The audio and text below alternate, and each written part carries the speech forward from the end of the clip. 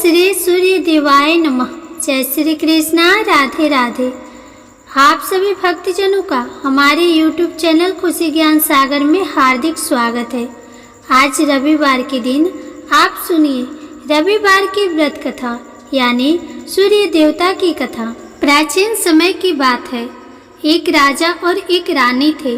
उनके पास सिपाही, घोड़े, दास दासियां, धन दौलत सब कुछ था, सिर्फ उन्हें संतान नहीं थी। इसी कारण राजा रानी बहुत ही दुखी रहते थे। संतान प्राप्ति के लिए उन्होंने हर तरह का दान, धर्म, धार्मिक अनुष्ठान, जप, मंत्र, व्रत, पूजा पाठ की, लेकिन कोई फायदा नहीं हुआ। अब राजा रानी दोनों ही बुढ़ापे की ओर बढ़ते गए। बुढ़ापे की ओर बढ़ते गए तो होता क्या है कि दोनों गहन सोच में पड़ गए कि अब हमारे इतने बड़े राज्य का क्या होगा, कौन बनेगा इस राज्य का वारिस, कौन लेगा प्रजा की जिम्मेदारी। राजा और रानी दिन रात इसी चिंता में घुटने लगे। उन्हें खाने और पीने की भी सुधि नहीं रहती। एक सुबह की बात है, राजा के दरबार में एक साधु आता है तो दासी रानी को बताती है। तो रानी दासी से कहती है, ये मेरा अंतिम दान धर्म है, इसके बाद मैं अपने हाथों से कोई दान धर्म नहीं करूंगी। रानी चावल भरा छाछ हाथ में लेकर बाहर आती है और साधु की झोली में भिक्षा डालने आगे बढ़ती है तो उसके चेहरे पर छाई उद्विग्नता साधु की दृष्टि में आती है। वह उससे पूछता है कि रानी साहिबा, आपको क्या हुआ है, आप इतनी उदास क्यों हैं? तब रानी साधु को सारी बात बताती है और सिसकने लगती है।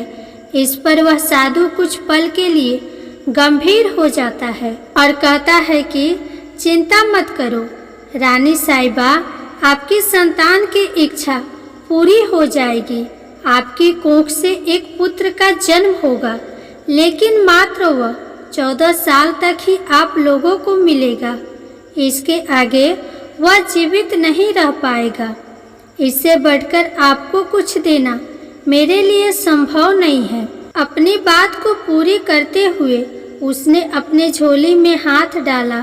झोली में हाथ डालकर थोड़ी सी फफूंद निकालकर उसने रानी को दी और कहा, आप और महाराज दोनों इसे बांटकर ग्रहण कर लेना, तुम्हें जल्दी ही पुत्र की प्राप्ति होगी। और वह साधु महाराज अपनी राह को चला गया।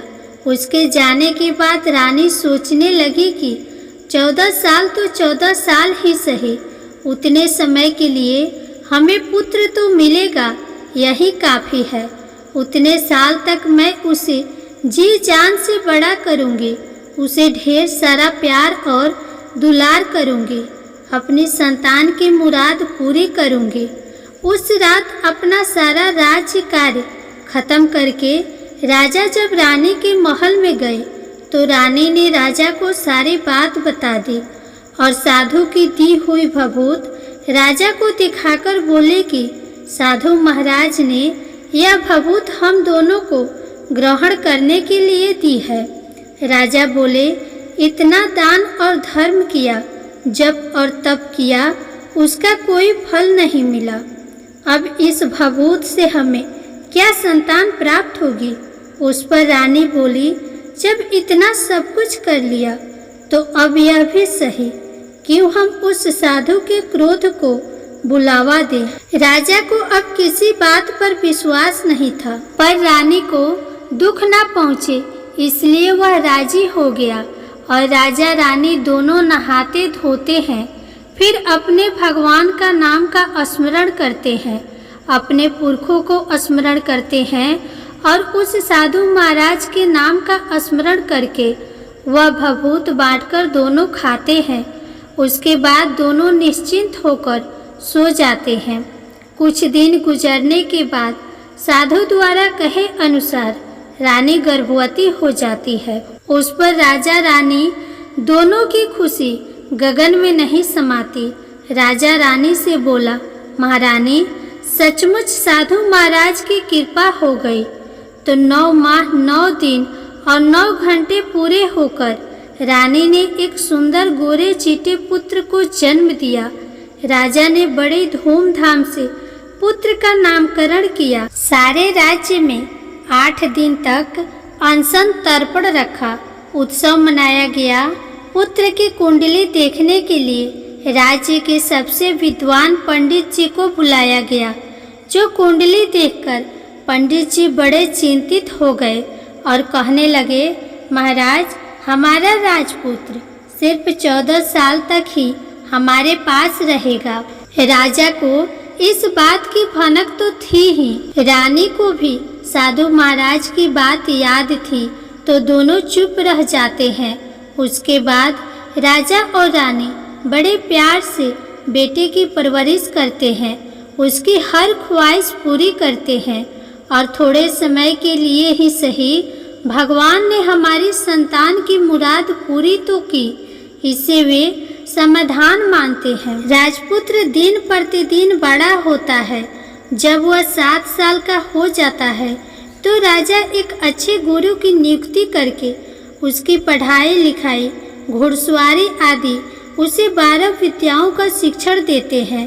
जब वह सब शास्त्र विद्या में पारंगत हो जाता है और 12 साल की उम्र का हो जाता है, तब एक अच्छे से कन्या खोजकर उसकी शादी करा देते हैं। तो 2 और साल बीत जाते हैं। बेटा 14 साल का हो जाता है। एक दिन राजपुत्र राजा से बोलता है, पिताजी, मैं अपना सारा राज्य घूमकर देखना चाहता हूँ। आज तक मैंने सिर्फ इस रजवाड़े के अतिरिक्त कुछ देखा नहीं है। बेटे की बात सुनकर राजा चिंतित हो जाते हैं, क्योंकि पुत्र को 14वां साल शुरू हुआ ही था। अब कोई अनहोनी होने का वक्त नजदीक आ पहुंचा था, लेकिन राजा ये सब बातें पुत्र को बता नहीं सकता था। राजा अपने चेहरे पर खुशी लाकर बेटे से कहता है कि हाँ, जरूर जाओ बेटा, तुम्हें अपना सारा राज्य जरूर घूमकर देखना चाहिए। कहाँ क्या है ये सब जानना चाहिए। कल मेरे बाद तुम्हें ही तो राजा बनना है। मात्र एक बात का ध्यान रखे, तुम जहाँ जा रहे हो, क्या कर रहे हो, यह बात अपनी पत्नी को नहीं बताना। पुत्र कहता है, ठीक है पिताजी, आपने जैसा कहा है मैं वैसा ही करूँगा। राजपुत्र दिन भर अपनी पत्नी के साथ रहता है, खुशियाँ मनाता है और रात को 12 बजे उठकर बाहर चला जाता है। फिर सुबह होने से पहले वापस अपने महल में आकर सो जाता है। ऐसा बहुत दिनों तक चलता रहा और पुत्र का 14वां साल पूरा होने में कुछ ही दिन बाकी रहे थे। इतने में उसकी पत्नी यानी छोटी रानी रात में जाग जाती है। वह देखती है कि बिस्तर पर राजपुत्र नहीं है। वह महल में सब जगह देखती है तो राजपुत्र कहीं भी नजर नहीं आते। तो वह क्या करती, किससे कहती? वह चुपचाप रहती है। फिर वह सुबह होने पर देखती है कि उसका पति अपनी जगह पर सोया हुआ है। वह अपने पति से कुछ नहीं पूछती है, लेकिन दूसरी रात भी जब वैसा ही होता है, तीसरी और चौथी रात और कुछ दिनों तक ऐसा ही चलता रहता है, तब रानी बहुत ही चिंतित हो जाती है। उसके मन में ढेर सारे सवाल उठते हैं, लेकिन उसे पूछने में डर लगता है। शायद पति गुस्सा कर बैठे। सास ससुर से पूछने के बारे में सोचा तो उसकी कुल मर्यादा बीच में आ जाती थी। तो इस तरह वह मन ही मन घुटती रहती थी। इस हालत में उसे खाने पीने में दिलचस्पी नहीं होती थी। वह दुबली पतली हो जाती है। उस राज्य में फूल बेचने वाली एक बूढ़ी मालिन थी। वह हमेशा छोटी रानी को फूल देने उसके महल में आती थी। उस बुढ़िया का ध्यान छोटी रानी पर पड़ जाता है। वह उससे पूछती है, बेटी, तुम्हें किस बात का दुख है? तुम इस तरह सूख कर कांटा क्यों बनी हो? उस पर रानी कहती है, क्या बताऊं तुम्हें अम्मा, तुम्हारा राजपुत्र हर रात्रि को बाहर चला जाता है और सुबह वापस लौटकर आ जाता है। वह कहाँ जाता है, क्या करता है, यह सब सोच सोचकर मैं अन्न जल ग्रहण नहीं कर पाती हूँ और सूख सूख कर इस तरह कांटा बन रही हूँ। बुढ़िया सब बात सुनकर उसे एक उपाय बताती है कि बेटा ऐसा करना कि आज रात को तुम सोना मत, उसके पीछे जाकर देखना कि वह कहाँ जाता है, क्या करता है और उसकी अच्छी तरह से पहरेदारी करना। तो छोटी रानी बोली कि अगर मुझे नींद आ गई तो बुढ़िया बोली कि तुम्हें नींद ना आए इसलिए एक काम करना, अपने बाएं हाथ की उंगली में एक जख्म कर देना, उस पर थोड़ी सी मिर्ची छिड़कना, उससे तुम्हें बड़ी जलन होगी और उस पीड़ा से तुम्हें रात भर नींद नहीं आएगी। रानी बुढ़िया के कहे अनुसार वही करती है। उंगली की जलन से उसे बड़ी देर तक नींद नहीं आती, लेकिन बाद में वह सो जाती है। दूसरे दिन बुढ़िया सुबह फूल लेकर उसके महल में पहुंचती है और पूछती है, क्या हुआ बेटी, क्या तुम देख पाई कि पति कहाँ जाता है? रानी कहती है, नहीं अम्मा, पहले कुछ समय जलन के कारण मुझे नींद नहीं आई, पर कुछ देर के पश्चात मैं सो गई। बुढ़िया कहती है, आज तुम उंगली पर पहले से थोड़ा सा बड़ा जख्म करना और ज़्यादा मिर्च लगाना। तो रानी ने वैसा ही किया, परंतु वह पति को सिर्फ बाहर निकलते हुए देख पाती है, उसके पीछे नहीं जा पाती है क्योंकि उसे फिर से नींद आ जाती है। दूसरे दिन सुबह वह बुढ़िया आती है तो उसके पूछने से पहले ही रानी रोकर कहती है, अम्मा, मैं आज भी उसकी पहरेदारी ठीक तरह से नहीं कर पाई।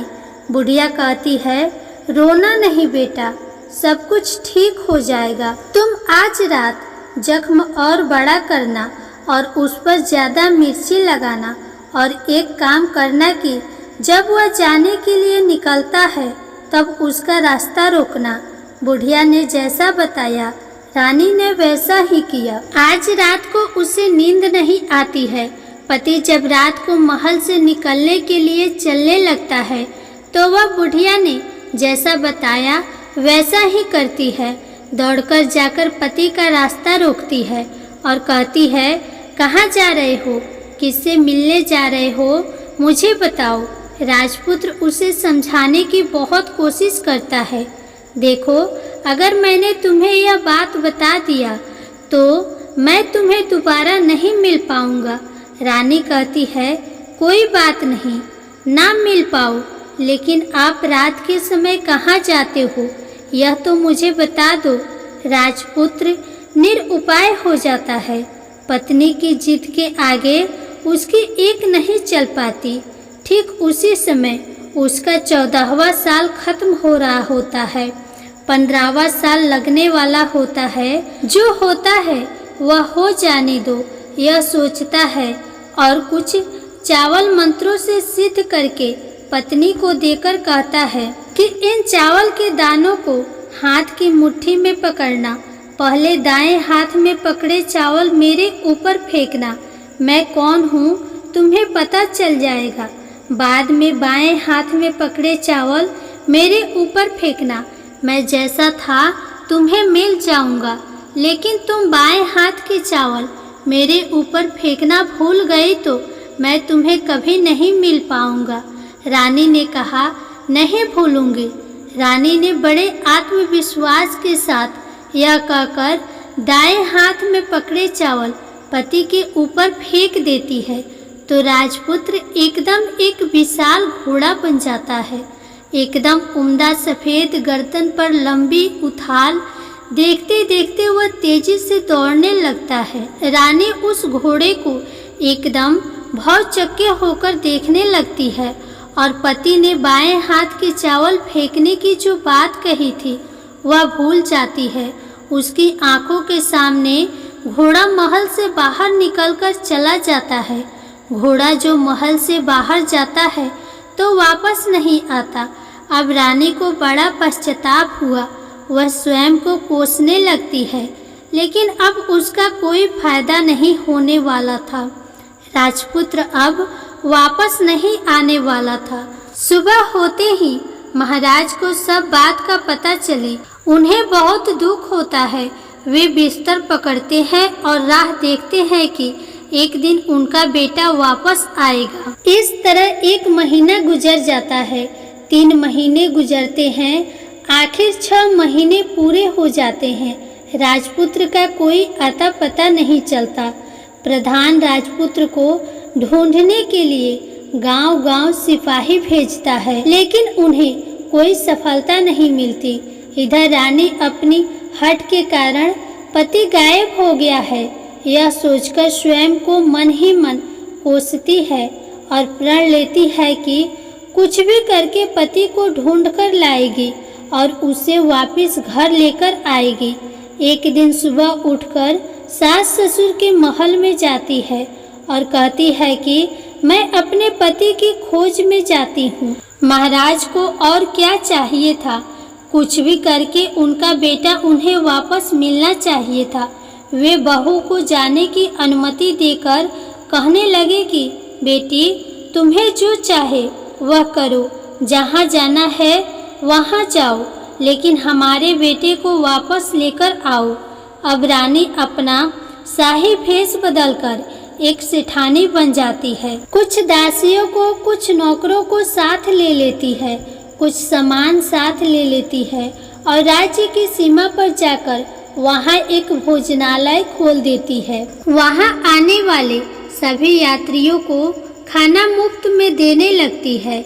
मात्र एक शर्त रखी कि खाने वालों को उसकी देखी हुई कोई अजीब सी चीज़ उसकी मालकिन को यानी रानी को बतानी पड़ेगी।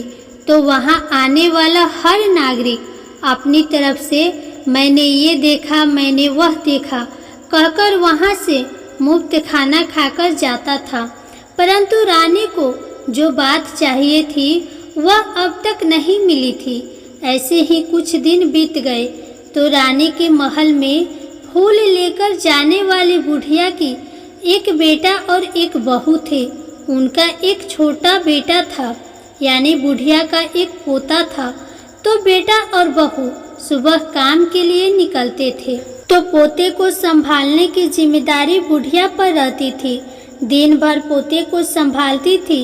एक दिन बुढ़िया को पान खाने की आदत थी तो पान खाने के लिए चुनना चाहिए था। वह उसे तैयार करने के लिए सीपियाँ लेकर आई। इन सीपियों को भूनने के लिए गोबर के कंडे चाहिए थे। गोबर के कंडे इकट्ठा करने के लिए वह बांस की टोकरी लेकर चरवाहे के मैदान में गई। वहाँ बहुत सारे कंडे थे। उन्हें जमा करते करते उसे घर आने में अंधेरा हो गया। इस ओर शाम होते ही काम से वापस आकर बेटा और बहू घर पहुँचे तो देखा कि बच्चा घर पर अकेला है और रो रहा है। दोनों गुस्से से लाल पीले हो गए।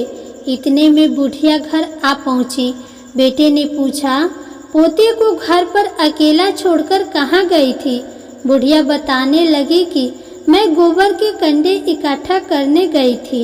इस पर बेटा बोला, दोबारा बच्चे को अकेला घर पर छोड़कर यदि कहीं गई तो मैं तुम्हें बहुत पीटूंगा। बुढ़िया कहने लगी, नहीं बेटा, फिर कभी ऐसा नहीं करूँगी। लेकिन दूसरे ही दिन बुढ़िया वह बात भूल गई और फिर चरवाहे के मैदान पर कंडे इकट्ठा करने चली गई। शाम को जब बेटा और बहू काम से वापस लौटे तो देखा कि बच्चा घर पर अकेला है और रो रहा है। अब उसके बेटे की सहन शक्ति खत्म होने लगी और बुढ़िया के वापस आने पर उसे घर से निकाल दिया। बुढ़िया रात भर घर से बाहर अंधेरे में बैठी रही और सुबह होते ही हाथ में टोकरी लेकर कंडे इकट्ठा करने के लिए निकल गई। उस दिन उस पर कंडे इकट्ठा करने का मानो पागलपन सवार हो गया था। कंडे इकट्ठा करते करते जब अंधेरा हो गया तो उसे मालूम ही नहीं चला। उसे जब ध्यान आया तो गांव का रास्ता भी ठीक तरह से दिखाई नहीं दे रहा था। वह अंधेरे में आंखें फाड़कर देखती देखती किसी तरह आगे निकल पड़ी तो एक कपिला गाय छन छन की आवाज करते, गले की घंटी बजाते ठुमक कर उस मैदान पर आ गई। उसे देखकर बुढ़िया सोचने लगी कि इस गाय के पीछे पीछे जाऊंगी तो गांव तक पहुंच जाऊंगी। तब बुढ़िया उसके पीछे पीछे जाने लगी। वह गाय उस मैदान से लेकर एक एक करके 6 मैदान पार करती है। आखिर में वह 7वें मैदान तक पहुंचती है तो क्या होता है कि उस मैदान पर एक बड़ा सा पत्थर है। गाय जाकर उस पत्थर को अपना सींग मारती है। जब गाय ने सींग मारा तो वह पत्थर दूर हट गया और पाताल में नीचे जाने की सीढ़ियां दिखाई देने लगी। तब वह गाय उन सीढ़ियों से नीचे जाने लगी। बुढ़िया वह सब देख रही थी और झट से जाके गाय की पूंछ को पकड़ लिया। वह गाय के साथ नीचे पाताल में पहुंच गई और तुरंत ही गाय की पूंछ छोड़ दी और इधर उधर देखने लगी। उसने देखा कि वहां दीप और दिए जलते हैं और तेज रोशनी गाय के ऊपर पड़ती है और वहां अद्भुत घटनाएं घटने लगती है। गाय के नीचे जाते ही उसके गले में अपने आप साकल पड़ गई और छम छम करके कोई दूध आड़ी में गाय को दूध दुहने लगा। लेकिन जो भी कोई वह कर रहा है वह मात्र दिखाई नहीं दे रहा है। बुढ़िया बहुत घबरा गई, कहाँ आकर फंस गई यह सोचने लगी और यहाँ वहाँ छुपने के लिए जगह ढूंढने लगी। लेकिन उसे कहीं भी जगह नहीं मिली। हर जगह उजाला ही उजाला था। तो वह एक कोने में खड़ी हो गई और जो कुछ सामने हो रहा था उसे चुपचाप देखने लगी। उसने देखा कि वहाँ एक उम्दा सफेद घोड़ा और 2 कुंड थे। उसमें से एक कुंड में उस घोड़े ने छलांग लगाई और ऊपर आ गया और उस घोड़े को अब राजपुत्र का रूप प्राप्त हो गया। उसने दूसरे कुंड की पानी में स्नान किया, वहाँ रखे नए कपड़े पहने और नजदीक में एक सुंदर पलंग था, उस पर आकर वह बैठ गया। उसके सामने अपने आप 5 पकवान की थाली आ गई, दूध की एक प्याली भी आ गई, पान सुपारी आ गई। उसके सामने एक दिया जलता रहा और राजपुत्र ने खाना खाया, पानी पिया, पान सुपारी खाई और बिस्तर पर लेट जाने से पहले सूर्यदेव का स्मरण करके सामने जलते हुए दिए से पूछा, हे दीपंकर, मेरे माता पिता क्या कर रहे हैं? दिया बताने लगा, बेटे की शोक में डूबे हैं, राज कौन संभाल रहा है? तो उसने बोला कि राज्य प्रधान संभालते हैं। उसने पूछा कि मेरी पत्नी क्या करती है? तो उसने बोला कि चौराहे पर भोजनालय शुरू किया है और आते जाते लोगों से वह नई खबर के बारे में पूछती रहती है। दिए के ये कहते ही राजपुत्र कहने लगा कि ठीक है। उसके बाद वह सो गया। बुढ़िया कोने में खड़ी हुई सब देख रही थी। ऐसी अद्भुत घटना उसने जिंदगी में पहली बार देखी थी। उसे अंदर ही अंदर चुलबुलाहट होने लगी। वह अपनी भूख प्यास भूल गई और आगे क्या होता है उसे उत्सुकता से देखने लगती है। लेकिन उसके बाद और कुछ घटनाएं नहीं घटती। रात गुजर गई और सुबह हो गई। पलंग पर सोया हुआ राजपुत्र उठा और फिर से पहले वाले कुंड में छलांग लगाई तो अब वह फिर से घोड़ा बनकर कुंड से बाहर आ गया। वह तेजी से उस पाताल नगरी से बाहर निकल आया, लेकिन वह कहाँ गया बुढ़िया को कुछ पता नहीं चला।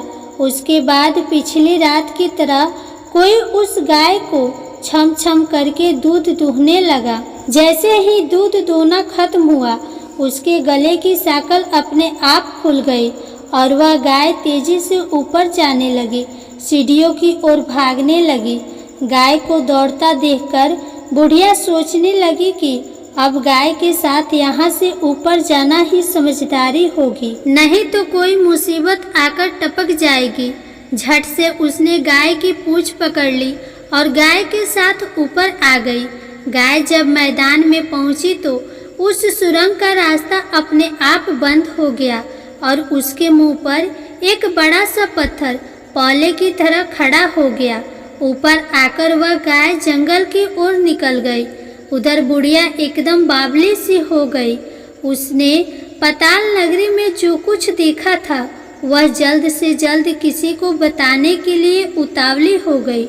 उसे एकदम याद आया कि नगर की सीमा पर कोई औरत भोजनालय चलाती है और नई बात बताने वाले को अच्छा खाना पीना मुफ्त में देती है। वह सोचने लगी कि क्यों न मैं यह बात उस औरत को जाकर बताऊं। यदि उसे यह बात अच्छी लगी तो बाकी जीवन खाने पीने की झंझट से मुक्ति मिल जाएगी।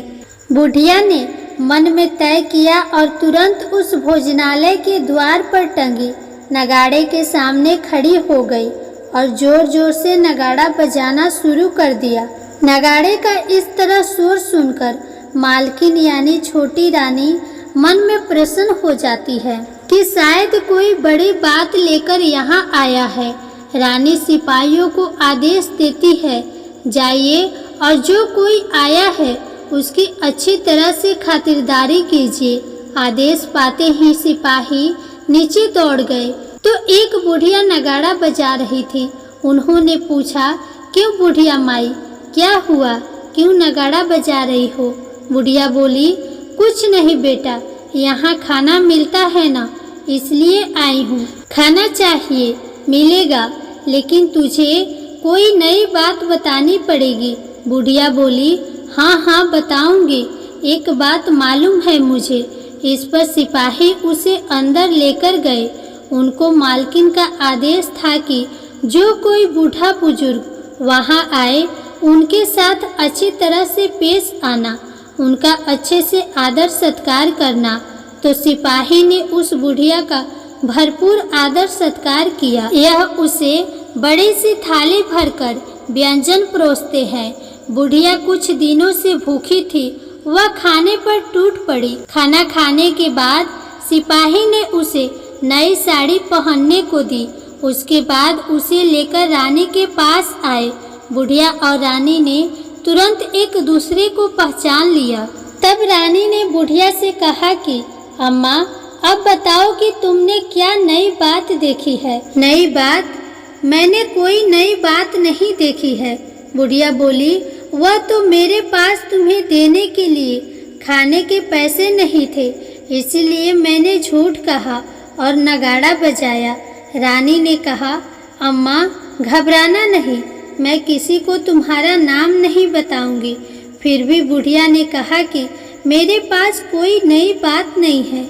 इस पर रानी ने कहा, देखो अम्मा, यदि तुमने मुझे वह नई बात बताई तो जिंदगी भर मैं तुम्हारी देखभाल करूंगी और तुम्हें रानी माता की तरह रखूंगी। अब बुढ़िया बताने को तैयार हो गई। उसने जो कुछ उस चरगाह वाले मैदान में देखा था वह सब कुछ रानी को बता दिया। बुढ़िया की ये बात सुनकर रानी को यकीन हो गया कि वह राजपुत्र उसी का पति है। वह तुरंत उस बुढ़िया से कहने लगी कि अब माँ, मुझे उस जगह पर ले चलो। तब बुढ़िया बोली, नहीं, वह पाताल राज है, किसी ने तुम्हें देख लिया तो तुम्हारी जान खतरे में पड़ सकती है। लेकिन रानी उसकी एक भी नहीं सुनती। उसे उस जगह ले जाने के लिए हठ करने लगी। आखिर में बुढ़िया ने उसका कहना मान लिया और कहने लगी, ठीक है, मैं तुम्हें वहाँ ले जा सकती हूँ, पर आज नहीं, कल वहाँ जाना है तो शाम को ही जाना होगा। तो दूसरे दिन दोपहर को रानी बुढ़िया के साथ उस मैदान पर गई और एक जगह छुपकर गाय के आने की राह देखने लगी। दिन ढलते ही अंधेरा गिरने लगा और गाय हमेशा की तरह वहां आ गई। मैदान के उस कोने में जाकर उसने उस पत्थर पर सींग मारा तो छत से पत्थर हटकर वहां सुरंग में जाने का रास्ता खुल गया। गाय उस रास्ते से नीचे उतरने लगी तो बुढ़िया रानी से कहने लगी, जल्दी आगे बढ़ो, हम गाय की पूंछ पकड़कर नीचे उतरेंगे, तो दोनों गाय की पूंछ पकड़कर नीचे उतर गई। बुढ़िया पहले जिस कोने में छिपी थी उसी कोने में छिप गई। अब नीचे सब कुछ पहले के जैसा घटित हो रहा था। गाय के गले में अपने आप साकल पड़ गई। कोई अदृश्य रूप से उसका दूध दूहने लगा। एक सफेद उम्दे घोड़े ने आकर एक कुंड में छलांग लगाई तो राजपुत्र के रूप में ऊपर आया। वह राजपुत्र दूसरे कुंड में नहाने लगा। बाद में उसके सामने खाने की थाली आ गई, दूध की प्याली आ गई, पान की बीड़ा आ गया। राजपुत्र सब ग्रहण करके सोने के लिए पलंग पर गया तो सोने से पहले सूर्य देव का स्मरण करके वह दिए से पूछने लगा, दीपांकर मेरे माता पिता क्या कर रहे हैं? तो दिया कुछ जवाब नहीं देता बल्कि वह पूछने लगता है। तब राजपुत्र को संदेश हो गया कि कुछ घटित हुआ है। वह उदास हो गया और जो कुछ हुआ है वह हो जाने दो, ऐसा सोचकर फिर से बिस्तर पर लेट गया। अब रानी का संयम छूट गया। वह दौड़कर पति के पास गई और उसके पैर पकड़ने के लिए आगे बढ़ने लगी। राजपुत्र तुरंत ही पत्नी को पहचान गया। वह झट से पीछे हट गया और चिल्लाने लगा, नहीं नहीं, मुझे मत छूना, सर्वनाश हो जाएगा। रानी दोनों हाथ जोड़कर पति से अपना भूल स्वीकार करने लगी। स्वामी, मुझसे भूल हो गई। मुझे आपसे नहीं पूछना चाहिए था कि आप रात को कहाँ जाते हो। मैं अपनी भूल स्वीकार करती हूँ। मुझे मेरी भूल की सज़ा मिल गई है। अब आप घर चलो। आपके वियोग में आपके माता पिता ने बिस्तर पकड़ लिया है। आपकी प्रजा भी बहुत दुखी है। उस पर राजपुत्र कहने लगा, वही तो एक बार तुम गलती कर बैठी हो, अब दोबारा मत करना, नहीं तो अब मैं तुम्हें जो दिख रहा हूँ वह अभी नहीं दिखूंगा। रानी अब विलाप करने लगी, जोर जोर से जमीन पर सिर पटकने लगी। राजपुत्र के मन में उसके प्रति दया उत्पन्न हो गई। वह उससे कहने लगा, यदि तुम मुझे पाना चाहती हो तो तुम्हें एक काम करना होगा। काम कठिन है लेकिन वह तुम्हें अकेले ही करना होगा। रानी ने कहा, कहो स्वामी, कितना भी कठिन काम हो मैं वह पूर्ण करूँगी। राजपुत्र ने बताया, इस पताल से ऊपर जाते ही तुम्हें एक घना जंगल नजर आएगा। ऐसे 6 जंगल पार करने के पश्चात तुम्हें एक 7वां जंगल मिलेगा। वह जंगल सबसे घना है। उस जंगल के बीचों बीच एक पीपल का पेड़ है। उसके आसपास की जगह पत्ते, फंदे, चटाई आदि से ढक चुकी है। वहाँ बाघ, शेर, सांप और भालू बैठते हैं। तुम्हें उन सबको भगाकर वह जगह साफ करनी है। उसको गोबर से लिपाई करके पवित्र बनाना है, रंगोली से सजाना है। उसके बाद वहाँ धूप, कपूर, अगरबत्ती जलानी है। फूल और कुमकुम से पेड़ की पूजा करनी है। दूध और दही से बने चावल का भोग चढ़ाना है। यह सब तुम्हें दोपहर को 12 बजे से पहले करना है। 12 बजे के समय तुम्हें उस जगह पर बैठकर सूर्य भगवान का ध्यान करना है। ठीक 12 बजे सूर्य भगवान का रथ वहाँ उतरेगा। वे सब देखकर खुश हो जाएंगे और कहेंगे, जिस किसी ने भी यह सब किया है उसे मैं मनचाहा फल दूंगा। तो तुम सामने जाकर उसके रथ का दाहिना घोड़ा मांगना, मैं तुम्हें मिल जाऊंगा। इतनी बात कहकर राजपुत्र अपनी पलंग पर सो गया और रानी भोर होने का राह देखने लगी। भोर होते ही वह बुढ़िया के साथ गाय की पूंछ पकड़कर ऊपर आ गई। ऊपर आने के बाद वह बुढ़िया से कहने लगी, अम्मा, अब मैं अकेले ही आगे जाऊंगी, तुम भोजनालय वापस चली जाओ। वह जंगल में जाकर राजपुत्र की बताई जगह ढूंढने लगी और स्वयं आरी से वह जगह साफ कर दी। बाद में राजपुत्र ने जैसे बताया था वैसे ही लिपाई पुताई करके वापस आ गई। दूसरे दिन सुबह होने से पहले उठी और जंगल में उस जगह पर पहुंची। वहां जाकर इत्र और पानी छिड़क कर उस जगह को सुगंधित धूप अगरबत्ती जलाकर उसे पवित्र किया और पूजा की सब सामग्री वहां तैयार कर सूर्य भगवान का ध्यान करके बैठ गई। जैसा कि पति ने बताया था कि दोपहर को ठीक 12 बजे सूर्य भगवान का रथ उस पीपल के पेड़ पर आकर रुका। सूर्य भगवान ने जब रथ से नीचे देखा तो सुगंधित वातावरण देखकर वे बहुत प्रसन्न हो गए। फिर वे बोले, जिस किसी ने यह काम किया है वह यहाँ आकर आज मुझसे कुछ भी मांगे, मैं उसे दे दूंगा। रानी ने जब यह शब्द सुनी तो बिना समय गंवाए दौड़कर उनके सामने आ गई और उनको साष्टांग नमस्कार करके बोली, भगवान वह मैं ही हूँ, मैंने ही यह जगह साफ की है। अच्छा तो तुम्हें जो चाहिए वो मांगो। भगवान मुझे आपके रथ का दाहिना घोड़ा चाहिए। सूर्य भगवान बोले, नहीं नहीं, मैं तुम्हें और कुछ भी दे सकता हूँ, लेकिन यह घोड़ा नहीं दे सकता। मेरे रथ के 12 घोड़े हैं, तुम चाहो तो कोई और घोड़ा मांग लो, लेकिन यह दाहिना घोड़ा नहीं, वह मैं तुम्हें नहीं दे सकता। छोटी रानी ने एक नहीं सुनी। वह सूर्य देव से एक ही बात कह रही थी कि वही दाहिना घोड़ा दे दीजिए, नहीं तो मैं आपके पैरों में गिरकर अपनी जान दे दूंगी। अब सूर्य देव धर्म संकट में पड़ गए। उन्होंने वचन दे दिया था, वह अब अपने वचन से पलट भी तो नहीं सकते थे। ठीक है, दे दिया तुम्हें घोड़ा, सूर्य देव ने कहा। फिर एक बात और भी कही, देखो मैंने तुम्हें घोड़ा तो दे दिया, लेकिन वह तुम्हें यहाँ नहीं मिलेगा, तुम्हें उसे पताल में जाकर लाना होगा। रानी बोली, पताल में ही क्यों भगवान, मैं उन्हें पाने के लिए कहीं भी जा सकती हूँ। रानी को वचन देकर सूर्यदेव अपने मार्ग को चले गए और इधर रानी जंगल से अपने भोजनालय में आ गई। फिर वह बुढ़िया को लेकर उस मैदान पर गई और जल्दी ही शाम हो गई।